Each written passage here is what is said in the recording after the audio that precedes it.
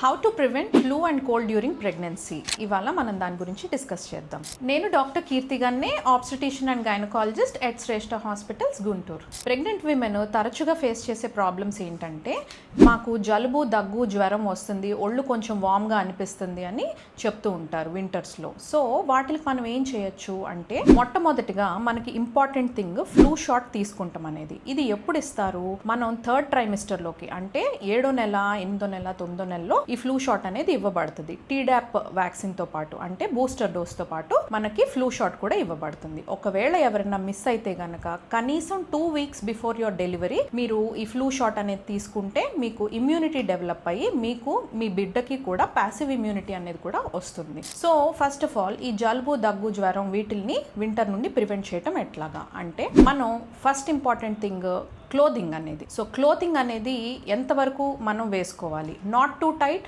Not too loose. So tight బట్టలు వేసుకుంటే ఏంటంటే గాలాడదు, తర్వాత ఏదన్నా ఒక పర్టికులర్ ఏరియాలో కంప్రెషన్ ఉండటం వలన మనకి బ్లడ్ సప్లై అనేది డిస్టర్బ్ అవ్వటము, బిడ్డకి వెళ్ళే బ్లడ్ సప్లై డిస్టర్బ్ అవ్వటం ఇట్లాంటివి జరగచ్చు. లూజ్ బట్టలు వేసుకుంటాం వలన చలిగాలి లోపలికి వెళ్ళే ఛాన్స్ ఉంటుంది. సో అందుకొని కంఫర్టబుల్ క్లోతింగ్ అనేది వేసుకోవాలి.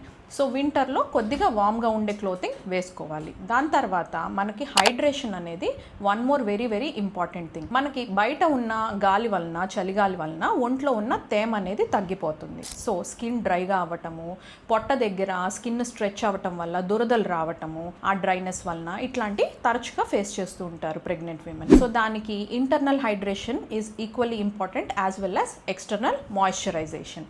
అంటే మనం సరిపడా నీళ్లు ప్రతిరోజు కన్జ్యూమ్ చేయాలి. ఎనీ లిక్విడ్స్ అంటే నీళ్లు, మజ్జిగ, కొబ్బరి నీళ్లు ఇట్లాంటి లిక్విడ్స్ తరచుగా తీసుకుంటాము. తరచుగా యూరిన్కి వెళ్ళటము, యూరిన్కి వెళ్ళినప్పుడు క్లీన్గా వాష్ చేసుకుంటాము. వీటి ద్వారా ఇన్ఫెక్షన్స్ అనేవి రాకుండా చూసుకుంటాము. మరొకటి, మనం వామ్ లిక్విడ్స్ కన్జ్యూమ్ చేయటం వల్ల ఒళ్ళు కూడా వామ్గా ఉంటుంది అండ్ మనకి ఇమ్యూనిటీ కూడా బూస్ట్ అవుతుంది. Same way immunity booster foods ఉంటాయి. సో అవి కూడా తీసుకుంటాం వల్ల మనం ఈ ఫ్లూ నుండి కాపాడుకోవచ్చు. Thank you.